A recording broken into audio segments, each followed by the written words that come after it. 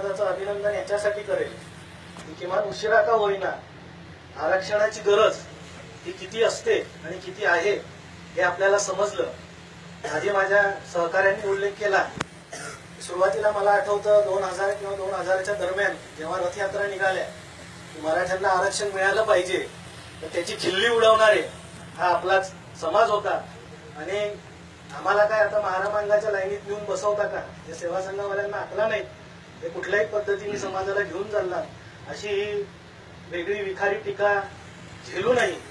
एक मागणी जी समाजाला पुढे घेऊन जाणार होती की सरसकट ओबीसी मध्ये समावेश झालाच पाहिजे, इतर आमची दुसरी कुठलीही मागणी नाही, ती अविरत 27-28 वर्ष लावून धरली आणि समाजाने ती आता स्वीकारली। कारण आपलं होतं असं नेमकं की मराठा समाज हा एक जीव आणि एक जीनच नसल्यामुळं आपली जे शकला पाडल्या जातात आणि वेगवेगळं आपल्याला दाखवल्या जातं हे नेहमी आपलं होत आलेलं आहे। त्याच्यामुळे आता सर्व समाजाने माझी मनपूर्वक विनंती आहे, मध्येही आपल्यासोबत धोके झाले, संभाजी महाराज कोल्हापूरचे फिरले, महाराष्ट्राने डोक्यावर घेतलं, नंतर जेव्हा तहाची वेळ आली परत जेव्हा 16% आरक्षण त्या नारायण राणे समितीने घाईघाई इलेक्शनच्या तोंडावर जाहीर केलं त्यावेळेस आपली भूमिका हीच होती की हे फसवय, हे उद्या टिकणार नाहीये, तुम्ही निवडणुकीच्या तोंडावर समाजाला पॅकेज देताय, हा आमचा हक्क नाहीये। तेव्हा त्यावेळेस आपण तो धुडकावून लावला होता। पण वारंवार हे जे प्रयोग आपल्याबद्दल केल्या जातात त्याच्याबद्दल आता सजगपणे आपण राहण्याची गरज आहे। नवीन परत आयोग नेमलेला आहे। बांधवांनो, पहिल्यांदा असं झालेलं आहे की जेव्हा जेव्हा मराठा समाजाचा समावेश करण्याचा विषय येतो तर एक आयोग नेमला जातो आणि एकमेव जात आपली अशी आहे की हिच्या समावेशासाठी 5वा आयोग आता नेमलेला आहे। म्हणजे बापट आयोग, सराफ आयोग, खत्री कमिशन, आधी गायकवाड म्हसे कमिशन, आता परत गायकवाड कमिशन। एवढ्या वर्षामध्ये हे जे चाललेलं आहे म्हणजे मराठा समाजाची परिस्थिती किती हालाकीची झालेली आहे हे जणू काही चित्र वारंवार यांना बघावं वाटतं का काय, ह्याच्यासाठी नवीन नवीन आयोग हे स्थापन केल्या जातात।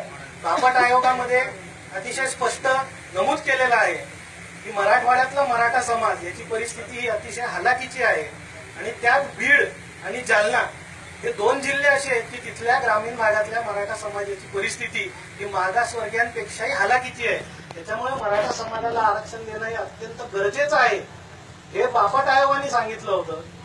आता सगळ्यांच्या भावना तीव्र आहेत, फडणवीसांबद्दल आहे, भाजप सरकारबद्दल आहे, असायलाही पाहिजे, हे नालायक आहे त्याच्याबद्दल आपल्या मनात काही दुमत असण्याचं केलं आणि 5-5 आयोग नेमले।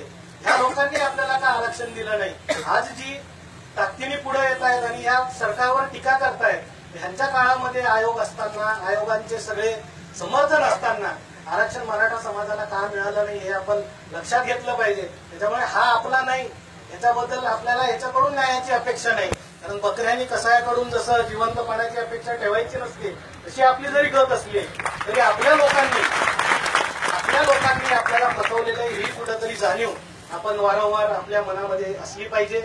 आज निश्चितपणे आपण जागरूक झालेलो आहे, पण परत मी जसं आधी म्हणलं की एकमुखी म्हणजे आता आरक्षण मागायचं आहे, पण आपल्यामध्ये बराचसा गोंधळ असा आहे की नेमकं आरक्षण म्हणजे काय, आरक्षण देतं कोण?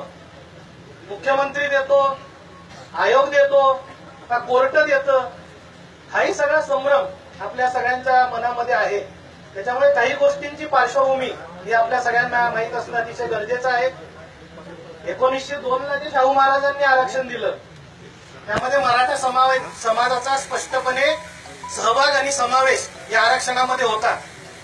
पुढे ब्रिटिश काळामध्ये 1935ला ब्रिटिशांनी एससी आणि एसटी या 2 कॅटेगरींना आरक्षण दिलं।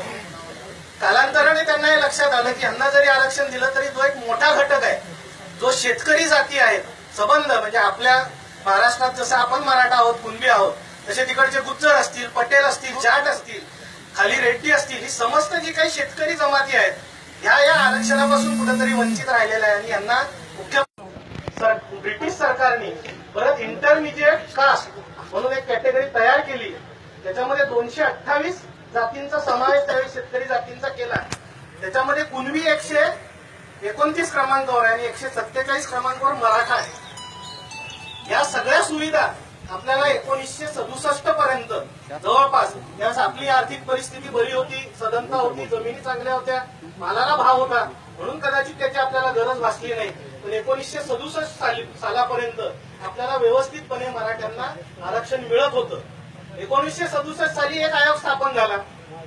त्यांनी मराठा समाजाला कुठल्याही कारण नसताना फक्त मराठा समाजाला आरक्षणातून बाहेर काढलं. त्याच्या तेव्हापासूनचा हा लढा जो परत चालू आहे, आज एका निर्णायक क्षणी आलेला आहे.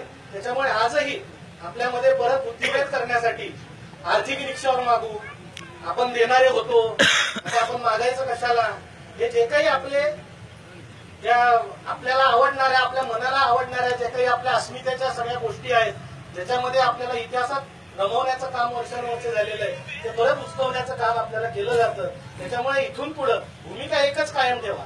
आर्थिक निकष हे दरवेळेस आपल्याला मांडला जातं, बुद्धिभेद केला जातो. मित्रांनो, लक्षात घ्या, आपण ओबीसी मध्ये आरक्षण मागत आहोत. ओबीसीला ऑलरेडी आर्थिक निकष आहेच ना. जरी आपण ओबीसीत गेलो तर शरद पवारला, अशोक चव्हाणला आरक्षण मिळू शकत नाही. त्याची जी काही क्रिमिलियरची मर्यादा आहे, त्याच्यामुळे ते नॅचरली गरिबांसाठी आहे. त्याच्यामुळे ओबीसी बुद्धिभेद जे करण्याचे हे आहे, त्याच्यामध्ये कुठेही बदल न करता सरसकट ओबीसी समावेश ही एकमेव मागणी मला वाटतं इथून पुढे ठेवावी. आपण 58 मोर्चे काढले. हळूहळू जशी आपल्या मोर्चांची संख्या वाढत गेली, तशी हळूहळू आपल्या मागण्यांची संख्या वाढत गेली. कारण नसताना वेगवेगळे मुद्दे त्या मागण्यांमध्ये घातण्यात आले. अगदी बेळगावचा समावेश महाराष्ट्रात झाला पाहिजे, ही पण मागणी मराठा क्रांती मोर्चात आली. पद्धतशीरपणे आता माणूस बामण आहे, तिथं शेवटी बसलेला हुशार आहे. त्यांनी बरोबर तुमच्या 14 मागण्या बाजूला केल्या. शिवस्मारक पाहिजे, घ्या. तुम्हाला सवलत पाहिजे, घ्या. हे सगळे विषय तुम्हाला दिले. तुमच्या मुख्य त्या 3 मागण्या होत्या, कोपर्डीची, आरक्षणाची आणि अॅट्रॉसिटीची. या 3 काय सांगितलं? आरक्षण कोर्टात आहे, अॅट्रॉसिटी केंद्र सरकारकडे, आणि कोपर्डीची केस कोर्टात चालू आहे. मराठ्यांच्या सगळ्या मागण्या मंजूर झाल्या. हे जे प्रकार सगळे वारंवार होत आहेत, त्याच्यामुळे आता काहीच नाही, आम्हाला काहीच नको. शिवस्मारक नसलं तरी चालत, काही नसलं तरी चालत. पहिले जो आजचा आमचा जगण्या मरण्याचा प्रश्न आहे, ते आरक्षण एकमेव आमची मागणी आहे. त्याच्याबद्दल काय करणार आहे ते बोला, बाकीचं आम्ही नंतर.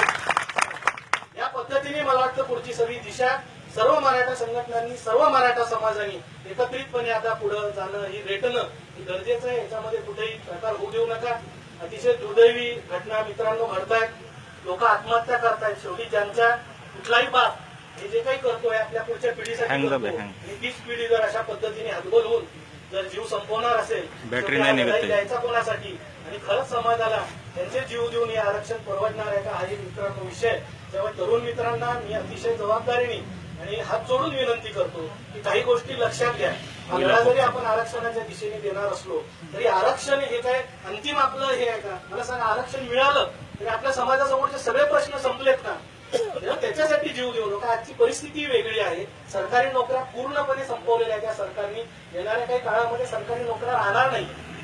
त्यामुळे आरक्षणाचा जो संपूर्ण फायदा आहे हा आपल्याला उच्चतम शिक्षण मिळवण्यासाठी आणि ते आपल्यासाठी वापरण्यासाठी हा करायचा आहे. त्याच्यामुळे त्या अंगाने हे सगळं आपलं आंदोलन चाललं पाहिजे.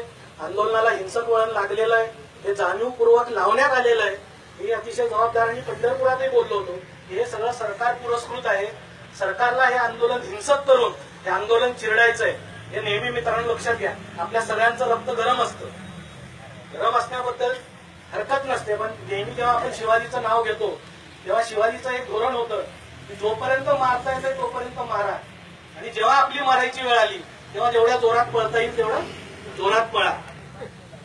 त्याच्यामुळे जिथं हे प्रश्न आहे हे आंदोलन हिंसक करायचं. आपल्यापेक्षा अतिशय आक्रमक आंदोलनं ही जाटांची झाली, पटेलांची झाली, गुज्जरांची झाली. किती महिन्यांमध्ये चिरडली? 1.5 महिने 2 महिने. आपलं आंदोलन 2 वर्ष चालू आहे, शांततेच्या मार्गाने चालू आहे, म्हणून हे चिरडता येत नाही. आणि आता हे भडकू नये, कुठेतरी थांबवायला पाहिजे. म्हणून सरकारची माणसं आपल्यामध्ये घुसलेली आहेत, याला हिंसेचं वळण देत आहेत, पोरांवर केसेस दाखल होत आहे. त्याच्यामुळे हेही कुठेतरी आपण ओळखून घेतलं पाहिजे. ज्या मार्गाने आपण चाललेलो आहे त्या मार्गानेच पुढे चालत राहायचं. त्याला हिंसक वळून कुठेही लागू देऊ नका ही मी अतिशय सर्वांना मनापासून विनंती करतो. एक चांगल्या संघर्षाची सुरुवात झालेली आहे. संघर्ष अंतिम टप्प्यात आलेला आहे. आता कुठेही न थांबता हा संघर्ष अखंडपणे कायम ठेवूया. संभाजी ब्रिगेड, मराठा सेवा संघ असेल, खेडेकर साहेब असतील, मी असेल, आम्ही कधी 58 मोर्चामध्ये कधी समोर आलो नाही, आजही आलो नाही. आम्हाला कुठल्याही नेतृत्वाची हौस नाही. आमची एक कामाची पद्धत ठरली आहे, आम्ही आमच्या पद्धतीने काम करतोय. जी लोक नेतृत्व करायला समाजाच्या पुढे येतील, प्रामाणिकपणे येतील, त्यांच्या निश्चितपणे आम्ही पाठीशी खंबीरपणे उभे आहोत. माझा आजही इथे येण्याचं मुख्य कारण हे कालचं जे काही प्रकरण झालेलं आहे, आबा असतील, हिरे पाटील असतील, गवळे पाटील असतील आणि राणे असतील, यांचं जे काही चालू आहे याच्यासाठी मी जाणीवपूर्वक मुद्दाम इथे आलेलो आहे. काल मला वाटतं तुमच्या काही सहकार्यांचे मला फोन आले होते, नाना गवळेंच्याही सहकार्यांचे फोन आले होते. काल लातूरमध्ये एक मराठा आरक्षण परिषद होती. मित्रांनो, एक लक्षात घ्या, हे सगळं जे चालू आहे आपल्यामध्ये फुटाफुटीचं, माझं म्हणणं काही हरकत नाही ना. मागितलं नाही मागितला नंतरचा वाद आहे. जरी मागितलं असेल तर आमच्या एखाद्या समाज बांधवाला काही मिळत असेल तर आमच्या पोटात काही दुखण्याचं कारण नाही. आमच्या सर्वसामान्य कार्यकर्त्यांनी महामंडळं मागितली असतील, हे जर चूक असेल तर मग तुमची खासदारकी पण चुकीची आहे, हे पहिल्यांदा लक्षात घेतलं पाहिजे. त्याच्यामुळे आपल्यामध्ये कुठलाही बुद्धिभेद होऊ न देता जी लोक पुढे आलेली आहेत त्यांच्या मागे अतिशय ताकदीने आपण पुढे जाऊ आणि न्याय निश्चितपणे पदरात पाडू. पुनश्च एकदा मी सर्वांना शुभेच्छा देतो आणि थांबतो. जय जिजाऊ, जय शिवराय.